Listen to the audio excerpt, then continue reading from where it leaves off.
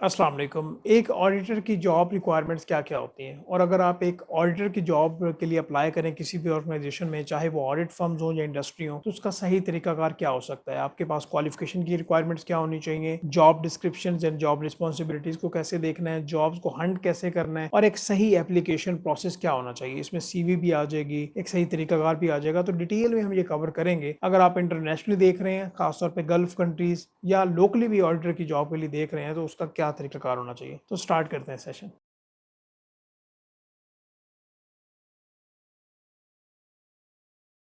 आज हम ये एक्सप्लोर करेंगे कि कैसे आपने बिगिनर लेवल ऑडिटर जॉब्स लेनी है, चाहे गल्फ कंट्रीज़ की बात हो जिसमें Saudi Arabia, Qatar, Bahrain, UAE वगैरह आ जाते हैं, या जिस कंट्री में आप लोकली हैं लाइक पाकिस्तान और इंडिया, तो आप कैसे जॉब हासिल कर सकते हैं। अच्छा, इसमें एक्चुअली हमने 5 पॉइंट्स को डिस्कस करना है डिटेल में, और ये सारे प्रैक्टिकल काम होगा। जिसमें हम सबसे पहले ये देखेंगे कि ऑडिटर्स एंड अकाउंटेंट्स की जॉब में थोड़ा-सा फ़र्क होता है, तो क्वालिफ़िकेशन की क्या रिक्वायरमेंट होती है, क्वालिफ़िकेशन कितना ज़्यादा इंपॉर्टेंट रोल प्ले करती हैं। दूसरे नंबर पे आपने अपॉर्चुनिटीज़ को कैसे देखना है, जॉब डिस्क्रिप्शंस जो ऑर्गेनाइजेशन आपको बताती है कि आपकी ये रिस्पॉन्सिबिलिटीज़ होंगी, उनको कैसे देखना है और अपने साथ उनको कैसे मैच करना है। तीसरे नंबर पे स्किल सेट की क्या रिक्वायरमेंट है, जब आप इंटरनेशनल लेवल पे काम करते हैं तो वहाँ पे आपकी जो एक्सपर्टीज़ है वो टॉप नॉच होनी चाहिए, जिसमें सॉफ्ट स्किल्स भी आ जाती हैं, टेक्निकल स्किल्स भी आ जाती हैं, ताकि आपको कंपैरेटिव एडवांटेज मिले। और चौथा पॉइंट काफ़ी ज़्यादा इंपॉर्टेंट है, वो इस वजह से कि अगर आपके पास क्वालिफ़िकेशन भी आ गई, स्किल सेट भी आ गया, लेकिन आपका अगर एप्लीकेशन प्रोसेस, आपकी प्रिपरेशन ही सही नहीं होगी, तो आपको उस तरह से अपॉर्च्युनिटीज़ नहीं मिल रही होंगी। तो इसके ऊपर हम डिटेल में बात कर रहे होंगे, और 5वें नंबर पे कि लाइक आप एक सक्सेसफुली जॉब को कैसे लेना है। ये लास्ट पॉइंट है हमारा। तो इसको हम वन बाय वन करके डिस्कस कर लेते हैं। इससे पहले कि हम टॉपिक स्टार्ट करें, मैं आपको ये भी क्लियर करता जाऊँ कि मैंने यहाँ पे ना एक्चुअली 3 जॉब्स को सर्च किया है, इंडीड.कॉम है। तो यहाँ पे 3 जॉब्स, तीनों की तीनों दुबई से हैं, 2 ऑडिट फर्म्स के रिलेटेड जॉब हैं और एक ऑर्गेनाइजेशन को लेके है। यहाँ पे आपका सवाल ये होगा कि ज़्यादातर जो ऑडिटर्स की जॉब हैं वो तो ऑडिट फर्म्स की होती हैं, तो यहाँ पे ऑर्गेनाइजेशन में भी क्या जॉब्स होती हैं? बिल्कुल होती हैं, ठीक है? तो उसके ऊपर हम डिटेल में बात कर लेंगे। मैं आपको ये भी क्लियर करता जाऊँ कि अगर हम ऑडिट की बात कर रहे हैं, तो ऑडिट में भी काफ़ी ज़्यादा आगे चीज़ें लाइक देखने वाली होती हैं, जिसमें इंटरनल ऑडिट आ जाता है, एक्सटर्नल ऑडिट है, एग्रीड अपॉन प्रोसीजर्स हैं, रिव्यू असाइनमेंट होती है। तो बट हम अभी उनकी डिटेल में नहीं जा रहे कि आगे ऑडिट में क्या कैटेगरीज़ हैं। हम देख रहे हैं कि लेट्स से अगर आपको एक्सटर्नल ऑडिट की डिपार्टमेंट की बात हो, तो वहाँ पे आप किस तरह से जॉब ले सकते हैं, तो इसको हम डिटेल में कवर कर रहे होंगे। तो तरीकाकार हमारा ये है कि हमने ये रियल टाइम जॉब निकाल ली, तो इसमें हम पहले तो आपका रोल देखेंगे कि आपका रोल क्या होगा, रिस्पॉन्सिबिलिटीज़ क्या होंगी, क्वालिफ़िकेशन की क्या रिक्वायरमेंट है, ठीक है? और इसके बाद लाइक आपका एक क्या तरीकाकार होना चाहिए, और इसमें सबसे अहम बात, मैंने आपको ये भी बताना है कि जो आपकी सीवी है वो किस तरह से होनी चाहिए, उसका प्रैक्टिकली मैं टेम्पलेट भी आपके साथ लाइक इज़िली शेयर कर दूँगा, उससे आपकी काफ़ी रहनुमाई हो जाएगी। अच्छा, ये टीजीएस कोया चार्टर्ड अकाउंटेंट्स हैं, दुबई में इनकी जॉब है, तो इन्होंने एडवर्टाइज़ किया कि हमें एक्सटर्नल ऑडिटर की रिक्वायरमेंट है। तो सबसे पहले अगर हम जॉब डिस्क्रिप्शन की बात करें, तो उनको फुल टाइम एक्सटर्नल ऑडिटर चाहिए, ठीक है? वो यहाँ पे क्या लिखा हुआ है, सीए या एसीसी क्वालिफाइड हो। अच्छा, यहाँ पे एक बात इंपॉर्टेंट ये है कि जो क्वालिफ़िकेशंस हैं जिसमें सीए, एसीसीए, सीएमए या सीपीए या बाकी क्वालिफ़िकेशंस आ जाती हैं, वो आपको बड़ा कंपैरेटिव एडवांटेज देती हैं। चाहे आप फाइनल लेवल पे हैं या आपने क्वालीफाई कर लिए है, वो आपको स्पेशली ऑडिटर के रोल के लिए काफ़ी ज़्यादा कंपैरेटिव एडवांटेज मिल जाता है। अगर आपके पास सिंपल ग्रेजुएशन है, बीएस अकाउंटिंग एंड फाइनेंस, या आपने मास्टर किया हुआ है, तो आप लाइक अपॉर्च्युनिटी तो ले लेंगे, लेकिन आपको स्ट्रगल करना पड़ेगा। तो मेरा यहाँ पे रोल ये है कि मैं आपको टू द पॉइंट और हकीकत बातें बताऊँ जो कि एक्चुअली मार्केट में हो रहा है।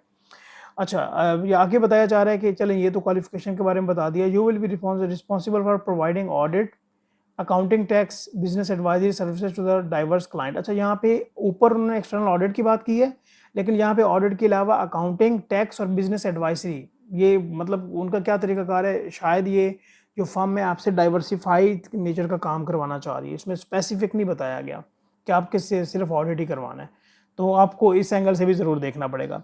You will be responsible for ensuring compliance with accounting standards, analyzing financial data, conducting audit, ensuring compliance and regulatory requirements, and providing strategic financial advice to the client. Like आप ये कह सकते हैं कि ये वाली जो पर्टिकुलर जॉब है, ये बिगनर लेवल की उस तरह से जॉब नहीं है, इसमें आपका एक्सपीरियंस की रिक्वायरमेंट होगी। यहाँ पे आगे रिक्वायरमेंट बताया जा रहा है, क्या है जी, आपकी क्वालिफिकेशन हो, आपका जो मिनिमम ईयर्स है, आपने 2 साल ऑडिट फर्म में या फील्ड में सर्व किया हो, आपको इंटरनेशनल फाइनेंशियल स्टैंडर्ड के जो रिपोर्टिंग के स्टैंडर्ड्स हैं, उनके ऊपर आपकी स्ट्रॉन्ग ग्रिप हो, तो यहाँ पे ये उन्होंने अपनी रिक्वायरमेंट्स दी हैं। तो अगर इस जॉब को देखा जाए तो जो एक क्वालिफ़िकेशन है बंदे के पास, उसके पास ये पर्टिकुलर एक्सपीरियंस है, तो यहाँ के लिए वो अप्लाई कर सकता है। अच्छा, यहाँ पे लाइक इनकी जो सैलरी पैकेजेज़ हैं वो नहीं बताई गई है, लेकिन मैं आपको एवरेज बता देता हूँ कि अगर किसी का 2-3 साल का एक्सपीरियंस हो, उसके पास ये क्वालिफ़िकेशन हो, और तो उसका जो पैकेज दुबई या इन जीसीसी में चल रहा है, वो चल रहा है 8,000 से लेके 12,000 की रेंज में। 12,000 एईडी, तो उसको आप लोकल करेंसी में कन्वर्ट कर लीजिएगा। अभी क्यों मैंने इतना ज़्यादा डिफरेंस बताया है, उसकी रीज़न यही है कि बाज़ औक़ात जो फ़र्म का साइज़ है वो छोटा होता है, तो वो अपने बजट के अकॉर्डिंगली हायर करते हैं, और अगर फ़र्म का साइज़ बड़ा है तो उसके अकॉर्डिंगली उनका बजट भी बड़ा होगा। क्लियर हो गई बात? अच्छा, इसके बाद अगली हम देख लेते हैं जी, ये ग्रैंट थॉर्ंटन चार्टर्ड अकाउंटेंट्स हैं, एक बड़ी फ़र्म है, लाइक ये टॉप 10 ए कैटेगरी की फ़र्म में आती है। तो पहले तो इन्होंने अपनी रिक्वायरमेंट्स बताई हैं, ये दूसरी जॉब की बात हो रही है। ठीक है। यहाँ पे ये क्या बात हो रही है जी, लेट्स से यहाँ पे finalize draft reports to management, update clients and key contact for day to day queries. आगे plan and coordinate all aspect of audit planning including resources requirement responsibility for managing audit teams. Like यहाँ पे ये मत समझिएगा कि आपका जो junior level का काम होगा, यहाँ पे आप सुपरवाइजरी रोल के लिए, ठीक है। तो इसके लिए भी अगर हम मोर और लेस देखें तो ऑडिट के रिलेटेड इन्होंने अपनी सारी जो रिक्वायरमेंट्स हैं वो बताई हैं। ऐसा नहीं किया कि इसमें अकाउंटिंग को भी मिक्स कर दिया, टैक्स को भी मिक्स कर दिया, या एडवाइजरी को भी। स्पेसिफिक रहते हुए इनको ऑडिटर्स चाहिए। अच्छा, यहाँ पे एजुकेशन एक्सपीरियंस एंड क्वालिफिकेशन की रिक्वायरमेंट उन्होंने बताई हैं जी। क्या जी? अरेबिक स्पीकिंग एडवांटेजेस ज़रूरी नहीं है, बट वो ये कहते हैं कि अगर आप अरेबिक आपको आती है तो आपको एडवांटेज मिलेगा।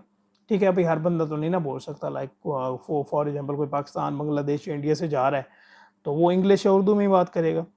आगे है जी, you will be professionally qualified C A. अच्छा, ये ए सी है ना, ICAW की बात हो रही है, CA या ACCA और इक्विवेलेंट।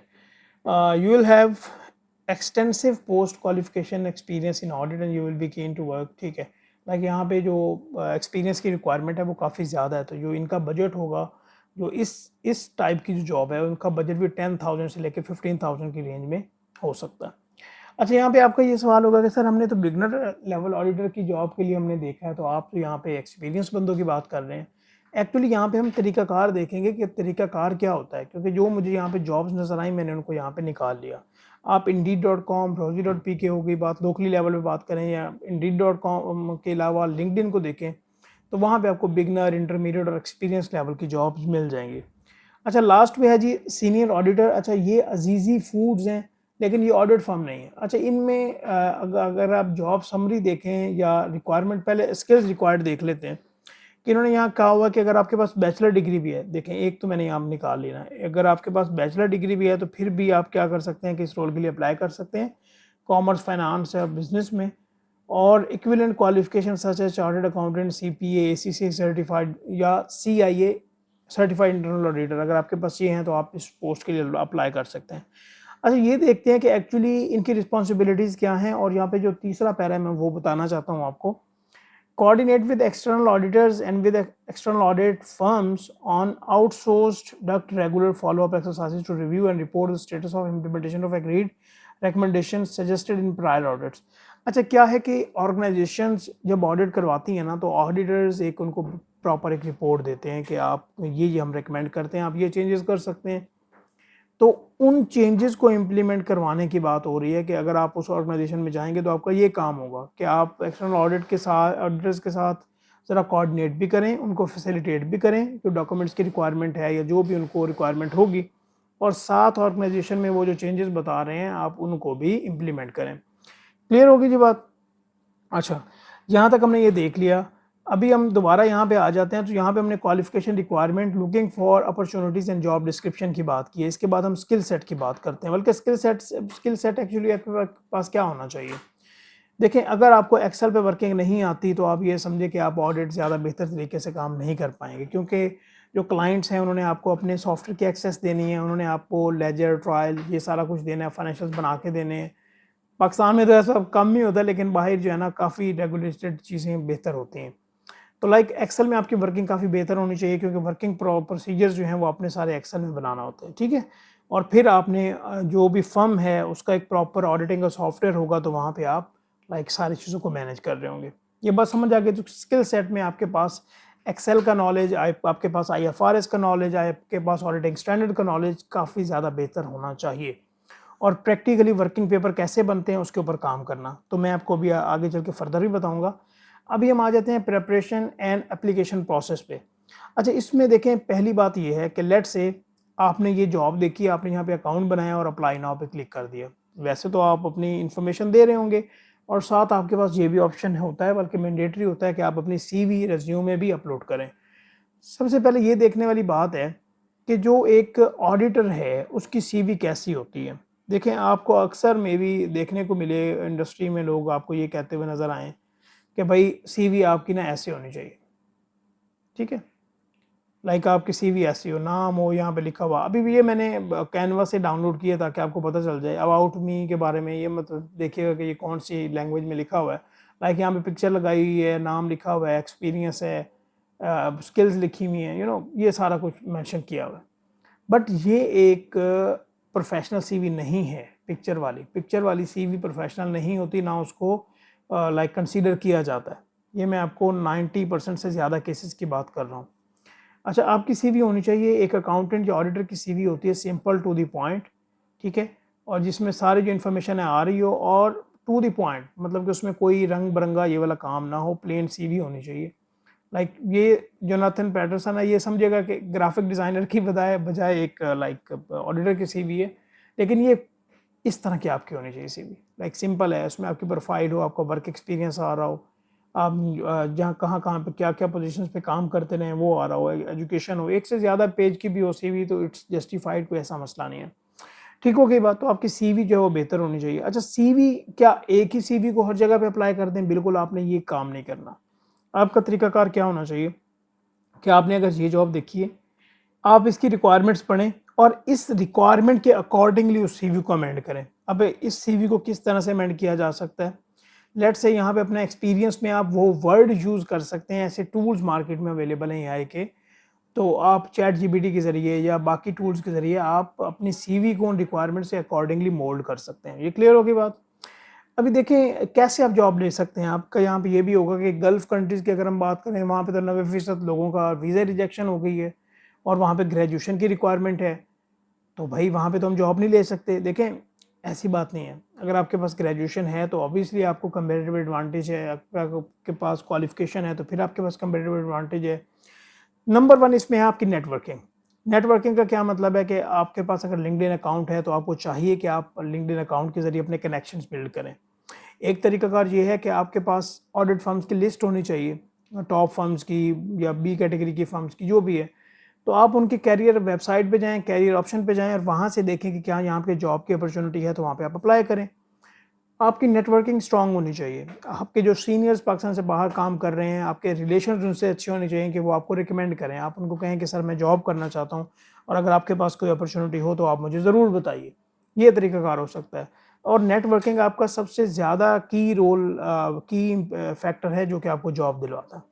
इसके बाद आपकी जो स्किल्स हैं वो टॉप नॉच होनी चाहिए कि जब आपकी सीवी जाए तो वो सीवी सिलेक्ट भी हो और आपको प्रेफ़रेंस भी मिले।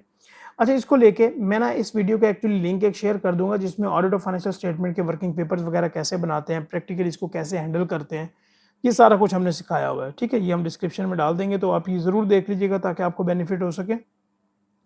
उसके अलावा अगर आप अपनी स्किल्स को बूस्ट करना चाहें तो यहाँ पे हमारी वेबसाइट पे अगर आएँगे प्रोफेशनल लेगेसी ऑफिशियल पे, क्या है ये, प्रोफेशनल लेगेसी .org पे।